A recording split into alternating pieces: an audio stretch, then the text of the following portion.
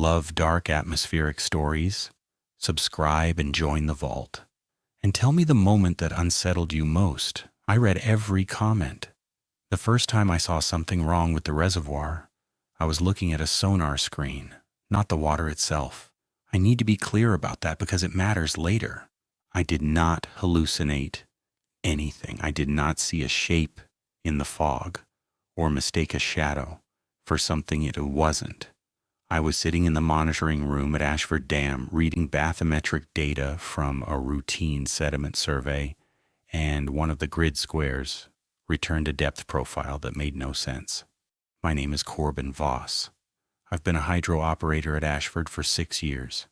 Before that, I spent 11 years at a smaller facility near Medford run-of-river, no reservoir, minimal storage. Ashford is different. It's a 62-meter concrete arch dam on the upper Applegate drainage, built in 1968, operated by Rogue Basin Public Utility District. The reservoir behind it, Lake Ellery, holds roughly 41,000 acre-feet at full pool. My job is to keep the turbines running, manage water releases, monitor structural integrity, and conduct quarterly bathymetric surveys to track sediment accumulation in the intake zones. It is not glamorous work.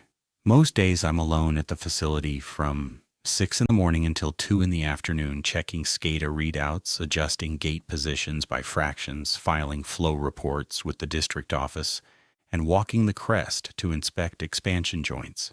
Every 13 weeks, I deploy the sonar sled, a towed multi-beam unit we lower from a small aluminum boat, and spend 2 days mapping the reservoir floor in a grid pattern.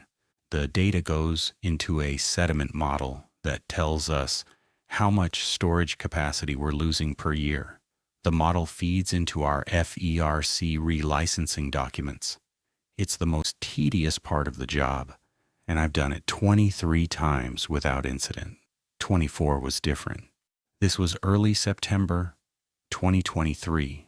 The reservoir was already low. We'd had a dry summer, and the district had been releasing more than usual to meet downstream irrigation commitments. Full pool at Ashford is 1,866 feet above sea level. We were sitting at 1,848.1 that morning, which is about 18 feet below the spillway crest. Not dangerous, not unusual for late summer in a drought year, but low enough that the upper sediment benches were starting to show. You could see old stumps along the north arm where the timber had been cut before impoundment. Normal. I launched the sled from the boat ramp at the east end, same as always. The survey grid is divided into 36 squares, lettered A through F on one axis and numbered 1 through 6 on the other. I work west to east, bottom to top. Most of the grid is routine flat sediment plain between 40 and 60 meters deep. Some debris fields near the old road alignments, a few rock outcrops along the south wall. The software color codes depth on a gradient. Blue is deep, green is mid-range, yellow is shallow. Red means something is within 5 meters of the transducer, which either means I'm in shallow water or something is sticking up from the bottom. Grid square N7 doesn't exist on the standard survey map. I need to explain that. The survey grid runs A through F and 1 through 6, 36 squares. There is no N column. There is no row 7. But the sonar software has a notation field where you can flag anomalous returns for follow-up. And when I was reviewing the data that evening, one of the flagged returns was tagged with a grid reference I'd never seen before, N-7. The software had auto-generated it. I assumed it was a glitch, maybe a buffer overflow from the GPS feed, maybe a corrupted index in the file system. I almost deleted it. But I looked at the return first. The data showed a vertical structure rising from the reservoir floor at a depth of approximately 44 meters. The bottom of the structure sat on what should have been bare sediment at 51 meters. The top reached to 44 meters, a 7-meter-tall object, roughly cylindrical, according to the multi-beam shadow, with a diameter of about 2 meters. Perfectly vertical, no taper, no lean. I stared at that profile for a long time. 44 meters deep. Even at our current low water, that's well below the surface, about 26 meters of water above it. The location, once I plotted the coordinates on a map, corresponded to a point roughly 300 meters west of the old valley road. In what the pre-impoundment survey from 1967 described as open grassland, cleared and verified, the survey document used that exact phrase, cleared and verified, signed by a Raymond Obach, licensed surveyor, State of Oregon. I've read the 1967 survey dozens of times. It's part of our FERC reference archive. Every operator at Ashford is supposed to be familiar with it because it tells us what's on the reservoir floor, old roads, foundations, culverts, timber debris, anything that might interfere with intake structures or damage equipment. The survey is thorough. It includes photographs, elevation profiles, soil classifications, and a written inventory of every man-made object left in the impoundment zone. Grid square N7, or rather the coordinates that the software had labeled N7, falls in a section of the valley that Raymond Obach described as containing nothing. Open grassland, no structures, no foundations, no debris. A 7-meter vertical cylinder is not nothing. At the time, I did not think much of it. That's not entirely honest. I thought about it, but I explained it to myself. Old piling from a fence line that the survey missed. A drill casing from a water well that was never registered. Maybe a piece of logging equipment that rolled off the road and stood upright in the sediment. These things happen. Reservoirs are full of junk that never made it onto official documents. I flagged the return in my notes, saved the file, and figured I'd take a closer look during the next survey in December. Then I checked the reservoir elevation log for the past 5 years of quarterly surveys. The last time the water level had been this low during a survey was August of 2019. I pulled that data set. Grid coordinates matching the N7 location showed nothing. Flat sediment, 51 meters, uniform, no vertical return, no structure. The object had either appeared in the last 4 years, or it had only become visible because conditions were different this time in some way I couldn't identify. I went home that night and thought about fence pilings and well casings, but I kept coming back to the same thing: 7 meters tall, 2 meters wide, perfectly vertical, no lean, no sediment draping on one side the way debris accumulates in a current, just straight up from the floor. I decided to go back out the next day and rerun that section of the grid, not because I was alarmed, because the data was inconsistent, and inconsistent data means the model is wrong, and a wrong model means FERC asks questions I don't want to answer. That was the reason I gave myself. Looking back, I think the real reason was simpler. Nothing that precise belongs at the bottom of a lake that was surveyed, cleared, and verified. I reran the survey on a Thursday morning. Clear skies, no wind, reservoir surface like glass. Ideal conditions for sonar work, no wave interference, no signal scatter from surface chop. I launched the sled and motored out to the coordinates I'd flagged, running a tight grid pattern over a 400-meter square, centered on the anomalous return.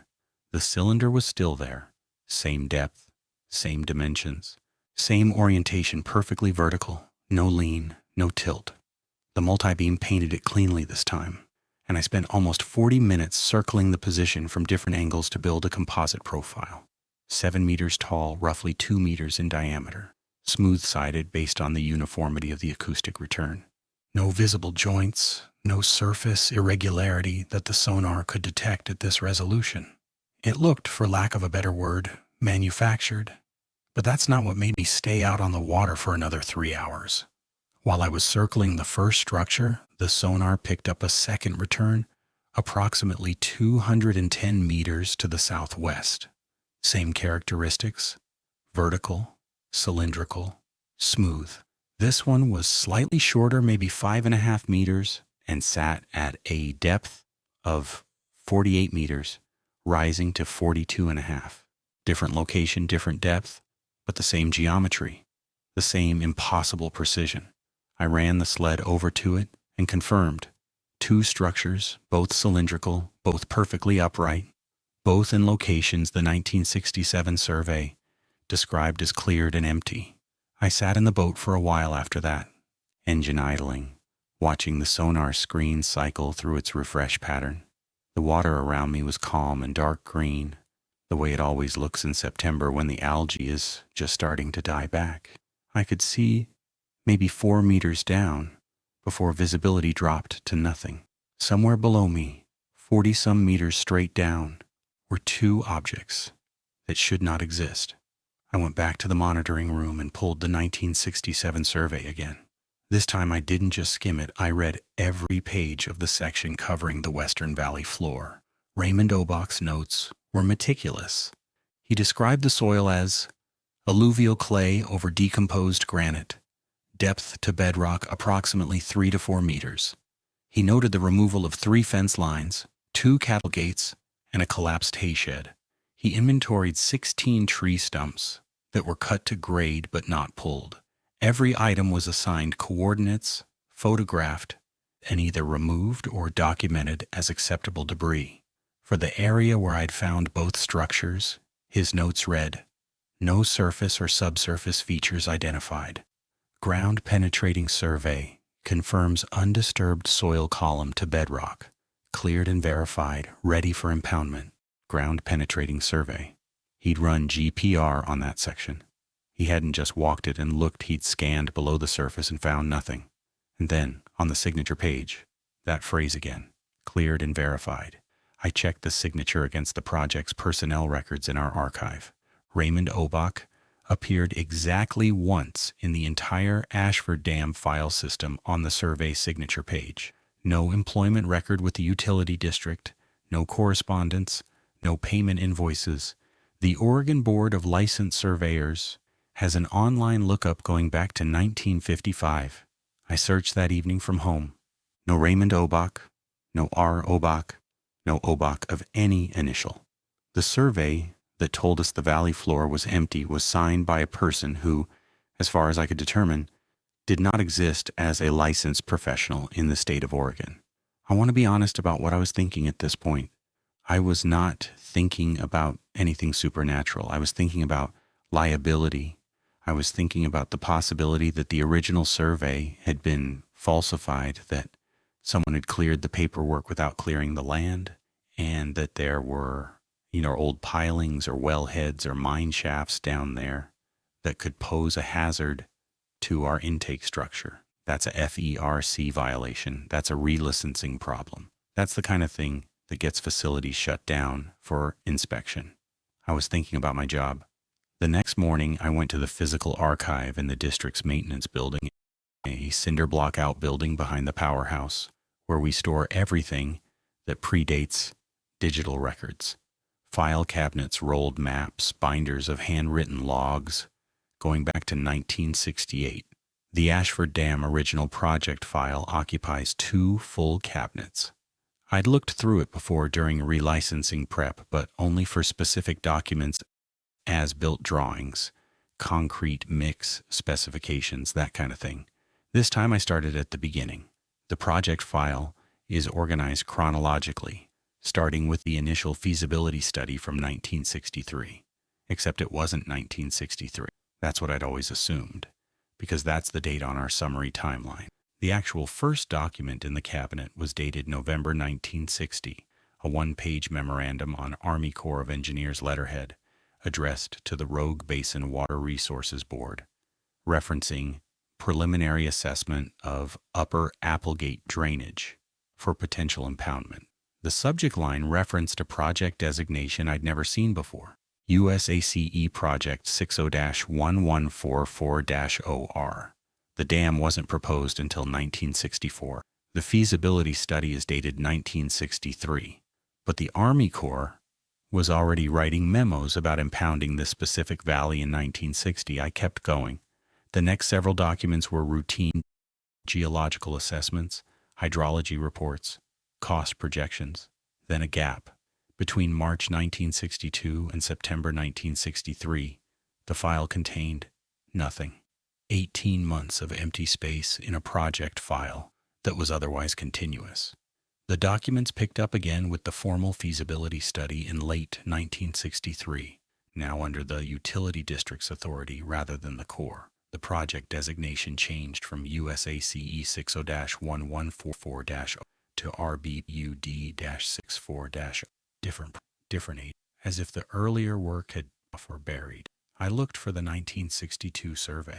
It should have been between the March 1962 hydrology report and whatever came next. There was a gap in the file tabs, a slightly wider space between folders where something had once been stored. The folder index taped inside the cabinet door listed the missing item, Pre-Impoundment Subsurface Assessment, April to June 1962, USACE. The tab existed. The folder was gone. What remained was the 1967 survey, Raymond Obach's survey, the one commissioned by the Utility District 4 years later, the one that declared everything cleared and verified. A second survey, a replacement, conducted after the original had been removed from the file. I closed the cabinet and went back to the monitoring room. The SCADA display showed the reservoir at 1,847.9 feet. It had dropped 0.2 of a foot overnight, normal for September with the releases we were running. But I noticed the number differently now. In our operating procedures, there's a mandated minimum reservoir elevation, the level below which we are not permitted to draw down under any circumstances without written authorization from the district board. That number is 1,847.3 feet. I had never questioned it. Every dam has a minimum pool requirement. Usually it's based on structural considerations. You need a certain head of water to maintain pressure against the dam face, or you need minimum depth over the intake to prevent vortex formation. The engineering basis for 1,847.3 was noted in our license as structural and environmental minimum per original design specification. I'd read that phrase 100 times and never thought about what it actually meant. Now I thought about it. At 1,847.3 feet, the reservoir depth above the taller structure I'd found would be approximately 24 meters, still well submerged, still invisible from the surface. But the minimum wasn't about the intake. It wasn't about dam face pressure. Our structural minimum for that is much lower, around 1,820. The number 1,847.3 had no engineering basis I could identify. It had a concealment basis. I was wrong about that part. Not entirely wrong, but I was jumping ahead of what the evidence actually showed at that point. I want to be clear about the difference between what I knew and what I suspected. What I knew. 2 structures existed on the reservoir floor that were not in any survey document. The original survey had been removed from the file. A replacement survey, signed by an unverifiable professional, declared the area empty. The dam project had been initiated by the Army Corps 3 years before the public record showed. What I suspected was worse, and I wasn't ready to say it out loud yet. The reservoir was at 1,847.9 and falling. 12 days, maybe 14 at the current rate, before it hit the minimum. I'd never seen it reach that level in my 6 years at Ashford. I checked the historical log. It had reached 1,847.3 exactly once in September 2001. The entry for that date contained a single notation I'd never paid attention to before. Elevation 1,847.3 confirmed. Protocol 11-C initiated, contact made. No further explanation. No record of what Protocol 11-C was. No indication of who was contacted. I checked the operator name for that date. Dale Merritt. Still employed at Ashford. Still working the afternoon shift 3 days a week. I decided to ask him about it in the morning. Dale was already in the powerhouse when I arrived at 6:15.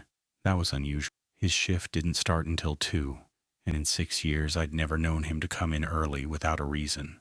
He was standing near the tail race observation window, holding a coffee mug, looking at nothing in particular. When I came through the door, he turned and watched me cross the room in a way that felt like he'd been waiting. "You're in early," I said. "Couldn't sleep?" He took a sip from the mug. "You were out on the water yesterday. Saw your truck at the ramp when I left." I hadn't told anyone I was rerunning the survey. It wasn't unusual for me to be on the reservoir, it's part of my job, but something about the way he said it made me feel like I'd been observed rather than noticed. "Sediment check," I said, and wanted to verify some readings from last week. Dale nodded slowly.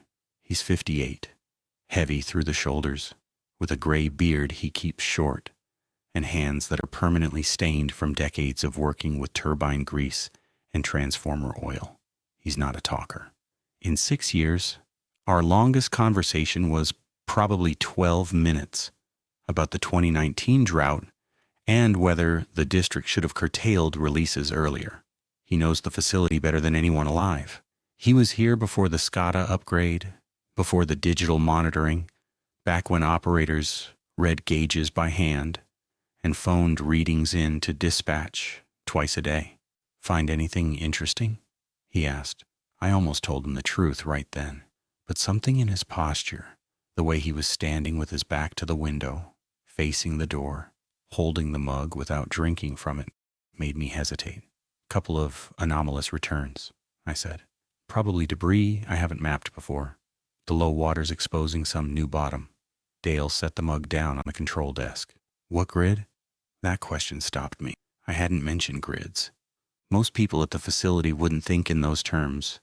The grid system is specific to the bathymetric survey software. Dale doesn't run surveys. He handles mechanical maintenance, turbine inspections, penstock work. He has no reason to think about the reservoir floor in terms of lettered and numbered squares. "Western section," I said, keeping it vague, "out past the old road trace." He looked at me for what felt like a long time.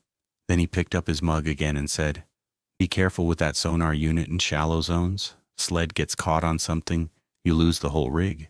There were no shallow zones. Where I'd been surveying, the area was 40+ meters deep.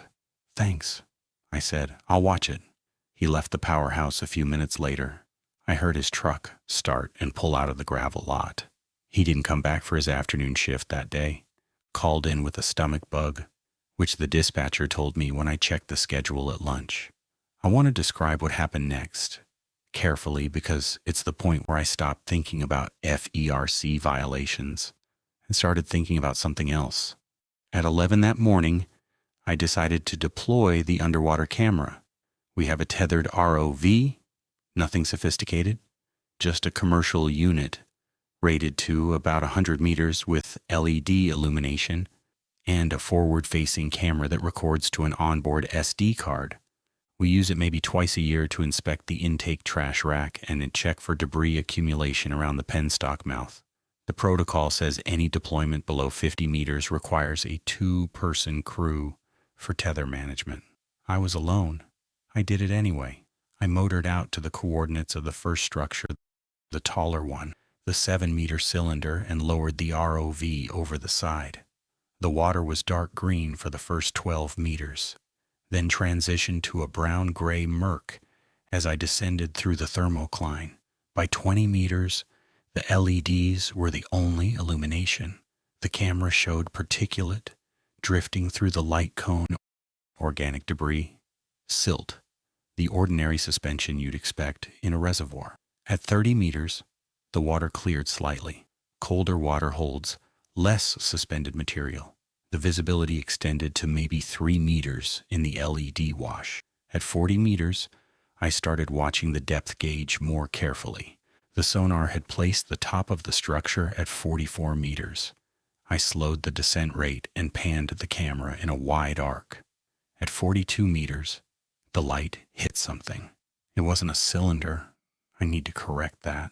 From above with sonar, the acoustic return was cylindrical because the shape was round in cross-section and vertical.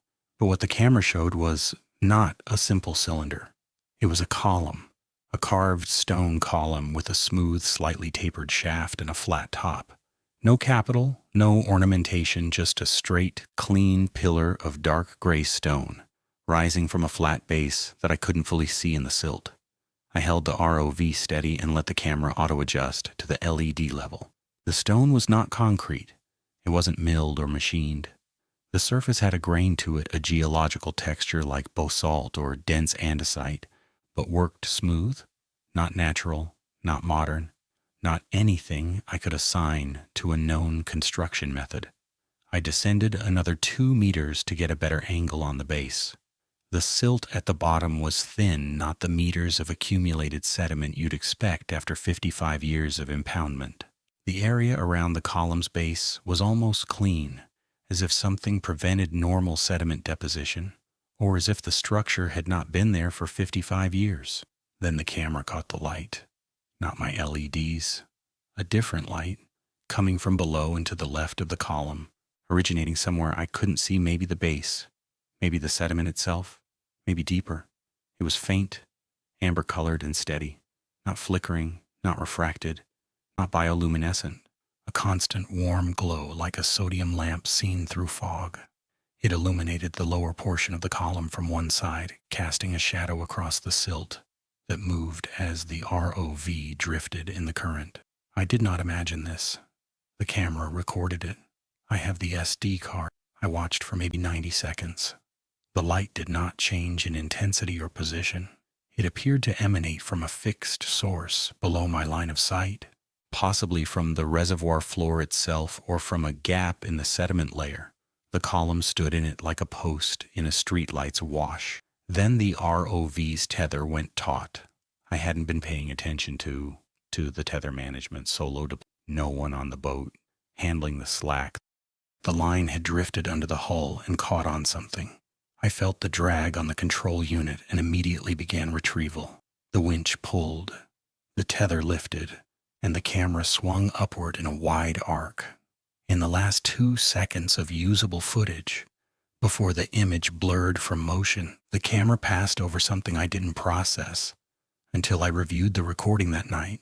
A second column, and beyond it, in the amber light, what appeared to be a flat horizontal surface connecting them, like a lintel, like the top of a doorway. I got the ROV back to the surface, pulled it aboard, dried my hands, and sat in the boat for 10 minutes without moving. The reservoir stretched out around me in every direction, flat and dark and utterly ordinary. A turkey vulture circled the north ridge. The spillway gates caught the midday sun. Everything was normal. 90 feet below me, there was a stone doorway lit from behind by a light that should not exist at the bottom of a man-made lake. I went back to the monitoring room and pulled the pre-impoundment photographs from the 1967 survey O-Box photographs, whoever he really was. They showed the valley floor and the area matching those coordinates. Dry grass, a few scattered rocks, open land stretching to the tree line. Nothing. No stone, no columns, no structures of any kind.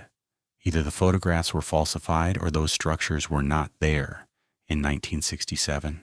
That night I started searching for USACE project 60-1144-OR. I searched federal archives, FOIA databases, the Corps' Historical Project Index for the Portland District. Nothing. The project designation appeared in exactly one place, the 1960 memorandum in our file cabinet. Nowhere else in any system I could access. A project commissioned by the Army Corps of Engineers involving a specific Oregon Valley, generating at least 2 years of documentation, then handed off to a local utility district under a new project number with the original records removed. And in the valley that project targeted, beneath 55 years of impounded water, carved stone structures that no survey has ever acknowledged. I called the County Historical Society the next morning. A woman named Evelyn Marsh answered.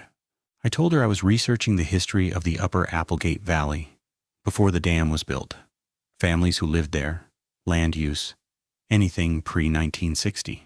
She was quiet for a moment. Then she said, "The Ellery Valley." "Yes. People ask about that sometimes. Not often. We have a file, but most of it is just newspaper clippings about the relocation. Families being moved out, that kind of thing." She paused. There's one letter, though. Came to us in an estate donation about 15 years ago, from a man who was on the original survey crew in '62, the Army survey, not the later one. My hands were steady when I asked if I could come see it. Of course, she said, but I should tell you it's a strange document. He wrote it to his supervisor. We don't have the reply. He's asking for permission to include something in the survey report, and he's being denied. At least that's what we infer from the language. He says, she paused, and I heard paper rustling. He says, recommend permanent inundation. Structure cannot be removed or demolished without risk of damage to subsurface continuations. Concealment through inundation is the only viable containment measure consistent with both project objectives and structural preservation. I wrote that down word for word. Does it say what structure? I asked. No, she said. That's the strange part. He refers to it only as the site feature 17 times in a 2-page letter, and never once does he describe what it actually is. I told her I'd come by the following day.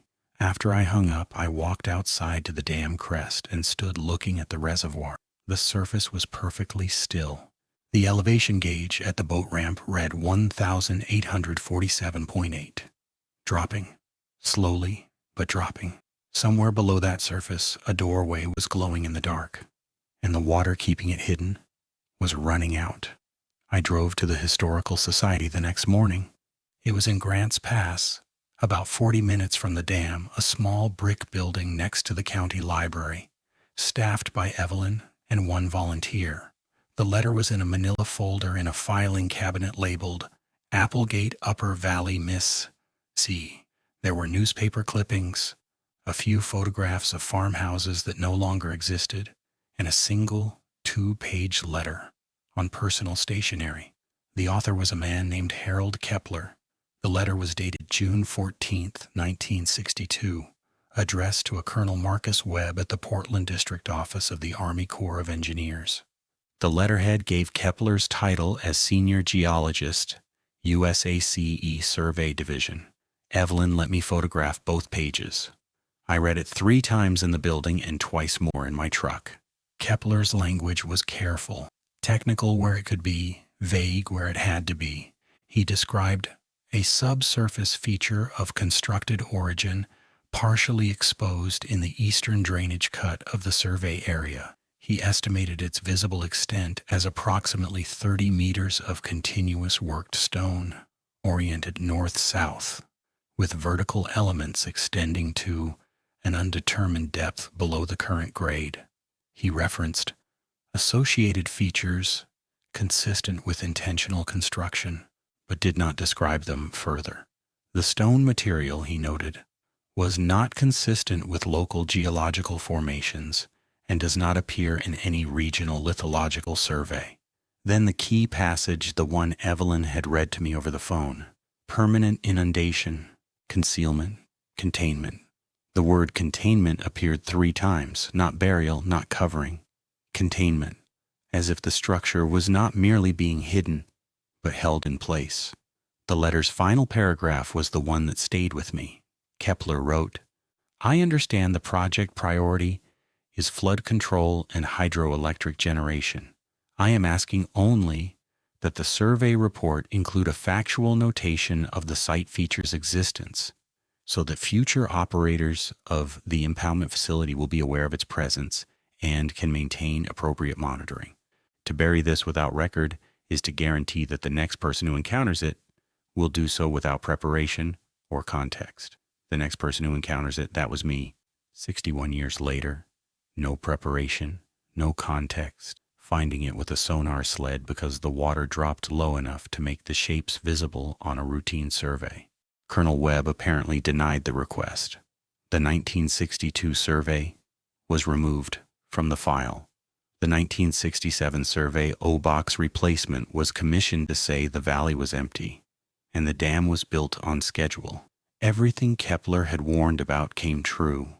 The record was buried, and the next person who found it was alone with no framework for understanding what he was looking at. I drove back to Ashford with the photographs on my phone and a weight in my chest that felt less like fear and more like anger.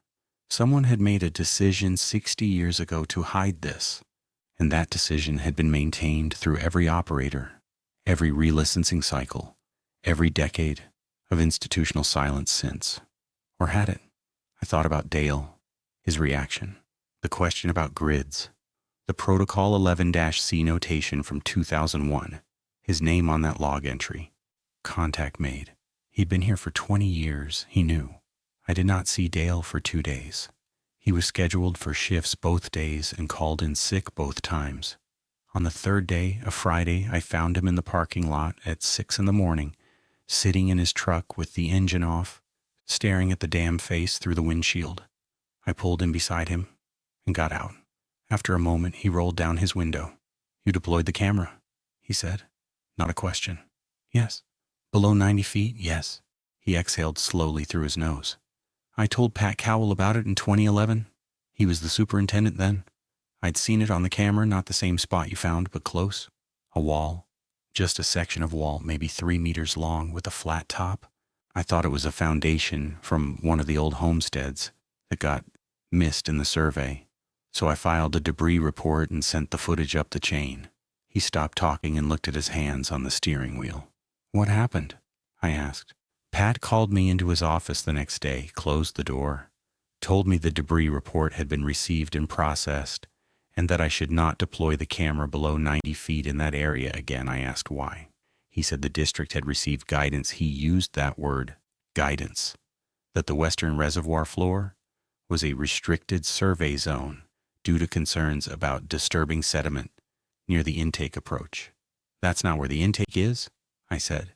"No," Dale said, "it's not. The intake is on the east side, 300 meters from where I found the wall." I pointed that out. Pat said the guidance was what it was, and that if I wanted to keep my position, I'd follow it. "And you did?"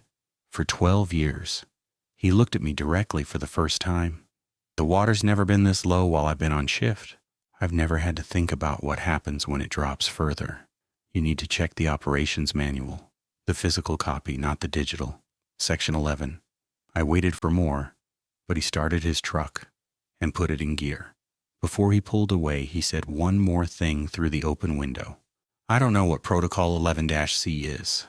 I logged that notation because the manual told me to. Someone called the facility that day. The phone rang at 1400 hours exactly. I picked up. A man's voice asked for the current reservoir elevation. I told him. He said confirmed and hung up. That's all that happened. That's all I know." He drove out of the lot. I didn't see him for the rest of the day. Section 11 of the Physical Operations Manual was not where it should have been. Our manual is a 3-ring binder, organized in tabbed sections, stored in the control room beside the SCADA terminal. Sections 1 through 10 cover standard operations, startup procedures, gate control, turbine maintenance, emergency shutdown, environmental compliance. Section 11's tab existed, but the pages behind it were different from the rest of the manual. Newer paper, different typeface, no revision date. The section was titled Reservoir Elevation Monitoring Supplemental Protocol. It was 3 pages long. The first page described a monitoring procedure for reservoir levels approaching what it called minimum concealment elevation, defined as 1,847.3 feet. The procedure required twice daily visual confirmation of the elevation gauge, documentation in the facility log, and if the level reached 1,847.3, immediate telephone contact. With a number listed at the bottom of the page, the number had a 703 area code, Northern Virginia. The second page described circumstances under which the minimum elevation might be breached and provided instructions for emergency inflow augmentation, essentially, requesting upstream releases from higher reservoirs in the system to raise the level at Ashford. The language was bureaucratic and precise. It never explained why the level mattered. It never referenced what was below the water. It simply treated 1,847.3 as a threshold that must not be crossed, the way a nuclear facility treats a thermal limit. The third page was a contact log, a simple table with columns for date, time, elevation, and response received. There were 4 entries. September 2001, 1847.3, confirmed, maintain observation. August 2015, 1847.5, noted, no action required.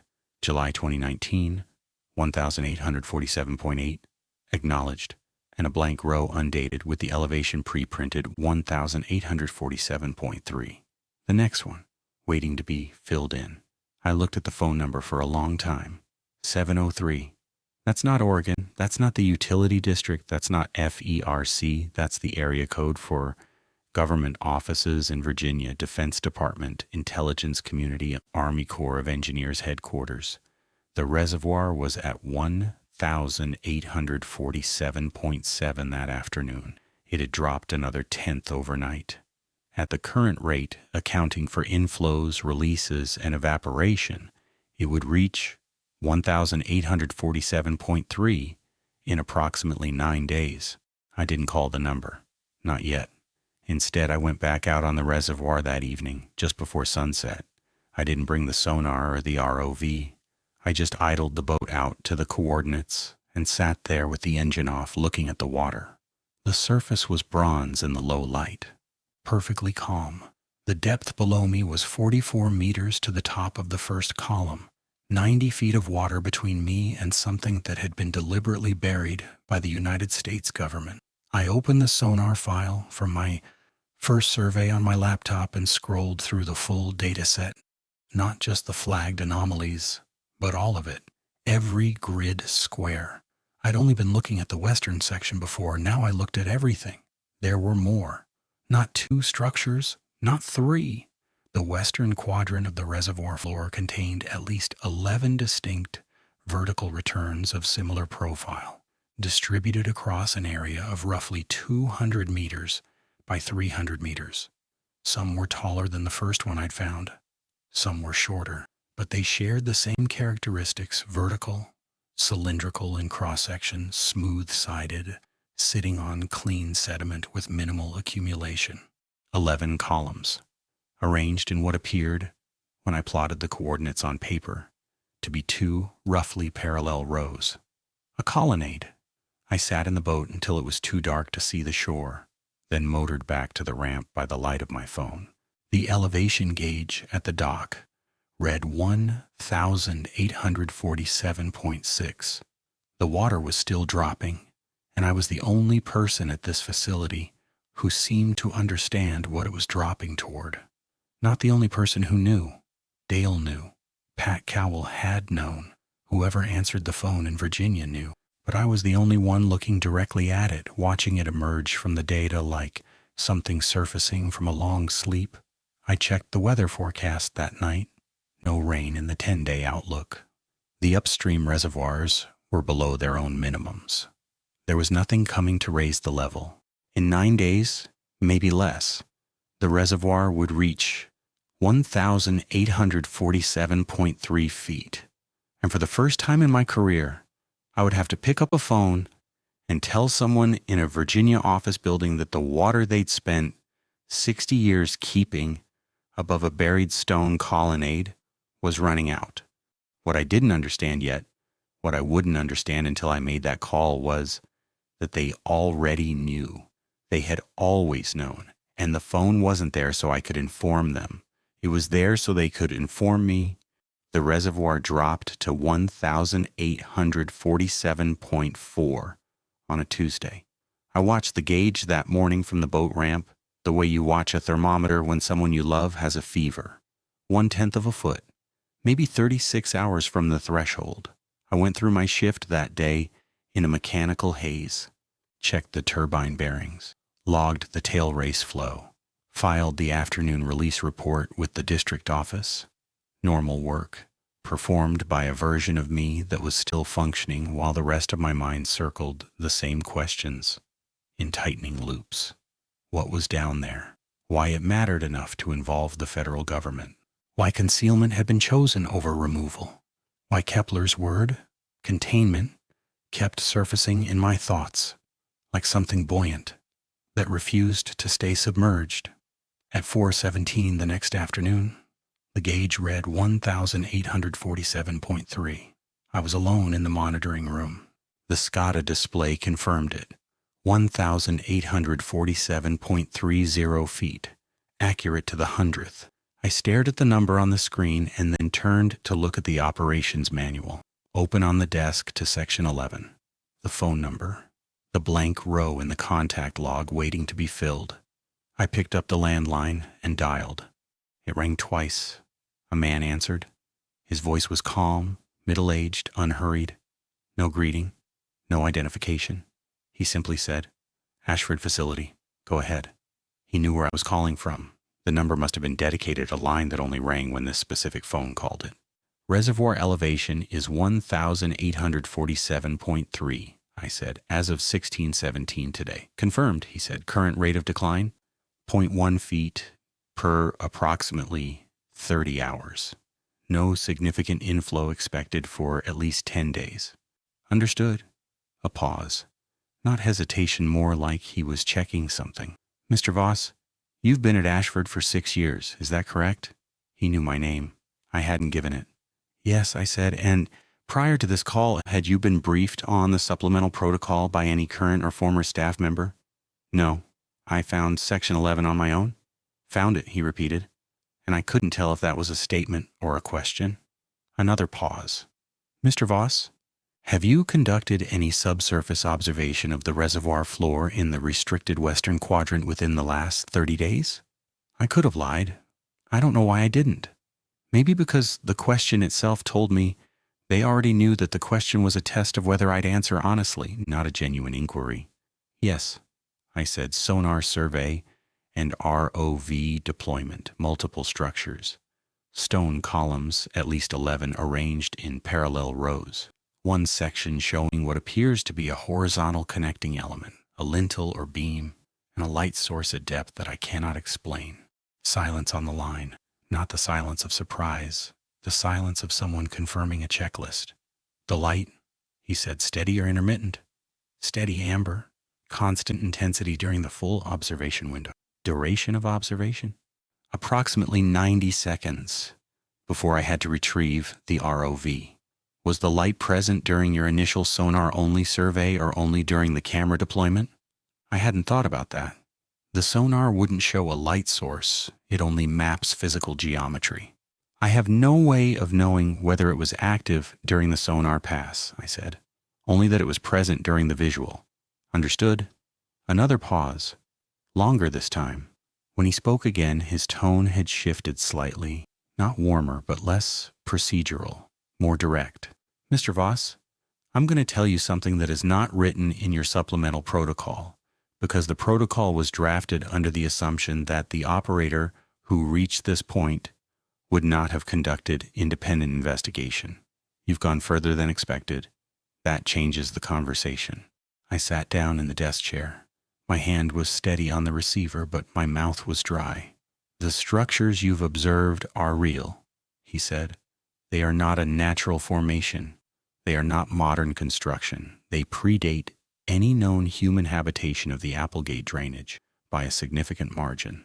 The 1962 survey team determined that the structure extends to a depth of at least 40 meters below the original valley floor, which places its lowest documented extent at approximately 90 meters below your current reservoir surface, 40 meters below the valley floor.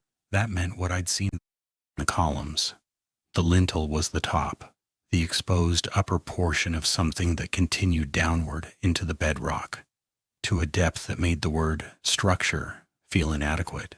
The decision to impound the valley was made in 1960, he continued, after an aerial geological survey identified surface expressions of worked stone that matched no known cultural origin. The Army Corps was tasked with assessment and containment. Assessment determined that the structure could not be excavated without risk to its integrity or to personnel. Containment through inundation was selected as the least intrusive preservation method that also provided permanent concealment from surface observation. Preservation, I said, not destruction. Correct. The structure is intact and has remained stable for the duration of the impoundment. our monitoring indicates no change in its physical configuration since 1968. You're monitoring it from Virginia, from multiple locations. The facility phone is a legacy communication path. We have supplemental instrumentation that is not part of your SCADA system. I looked around the monitoring room, the walls, the ceiling, the equipment racks. Supplemental instrumentation. Somewhere in this building, or in the dam itself, or on the reservoir floor, there were sensors I'd never been told about, feeding data to an office 2,000 miles away. The light, I said, what is it? The pause this time was different, longer. When he answered, his voice was careful. The light has been documented intermittently since 1973. It is not present during every observation.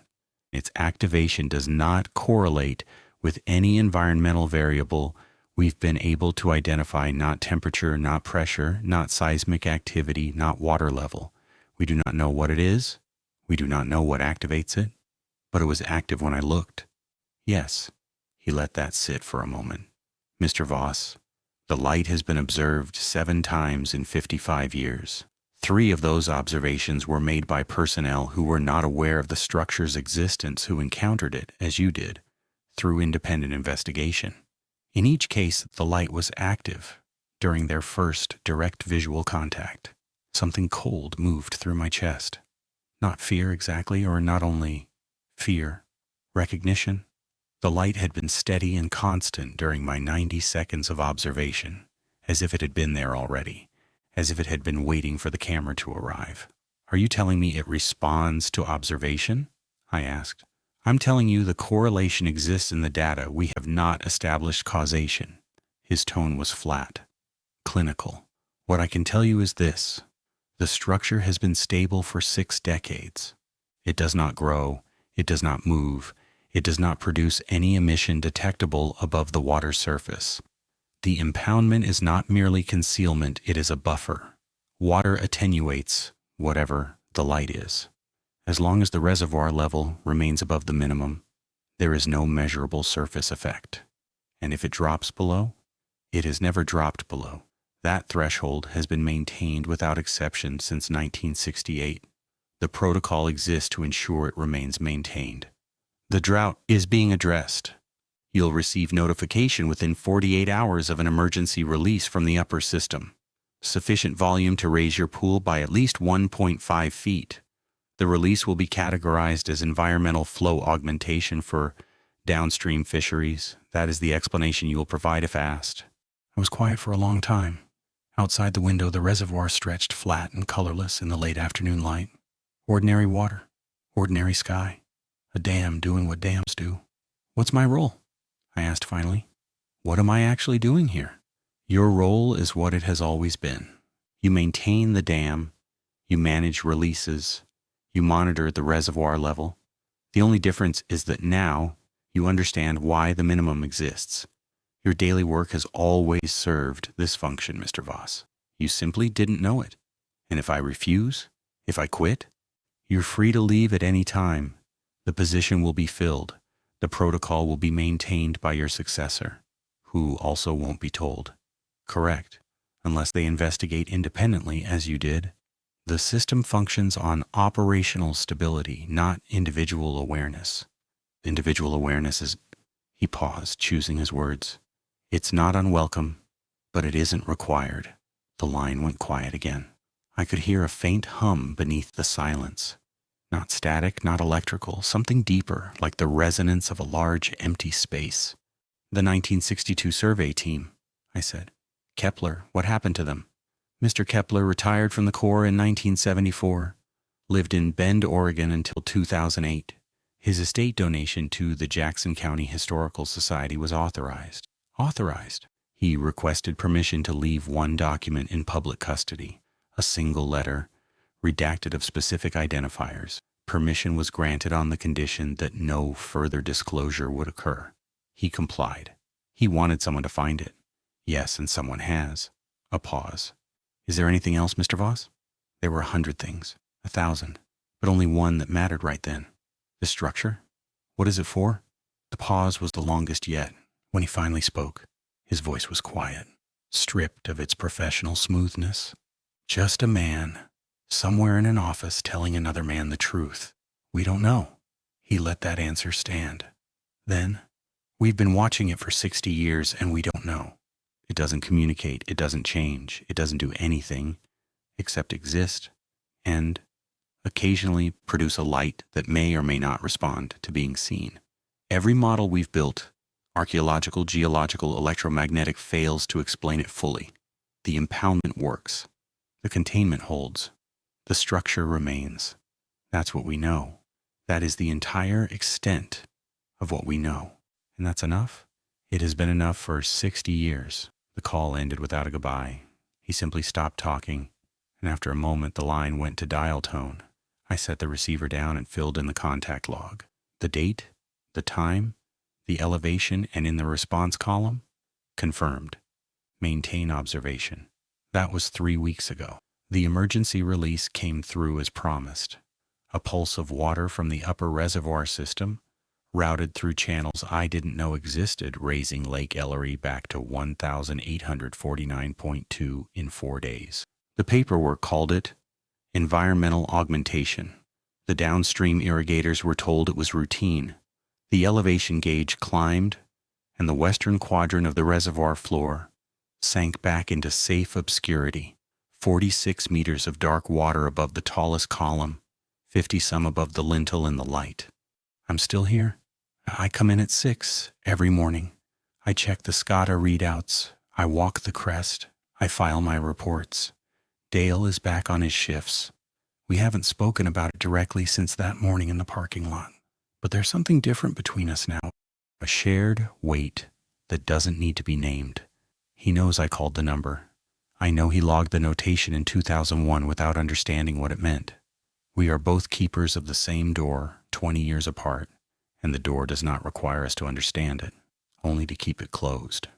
I check the elevation gauge, more often than I used to, not twice daily, as the protocol requires. More like 6 or 7 times.